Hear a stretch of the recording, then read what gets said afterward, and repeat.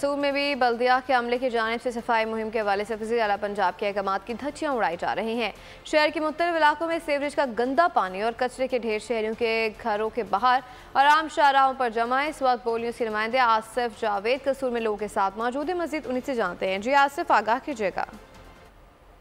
जी बिल्कुल, इस टाइम मैं मौजूद हूँ रुकनपुरा के इलाके चक्की वाली गली के अंदर। यहाँ पर जगह जगह गंदगी के ढेर लगे हुए हैं, जिसकी वजह से यहाँ की आवाम मुख्तलिफ किस्म की बीमारियों में मुब्तला हो रही है। उसकी वजह है यहाँ के जो दरोगे हैं इंतहाई गैर जिम्मेदार हैं, ड्यूटी तो करते हैं जस्ट एक फार्मेलिटी की हद तक। यहाँ की आवाम मुख्तलिफ किस्म की बीमारियों में मुब्तला हो रही है। मेरे साथ यहाँ पर कुछ शहरी मौजूद हैं, आइए इनसे बात करते हैं। इनका क्या कहना, जी क्या कहना चाहेंगे?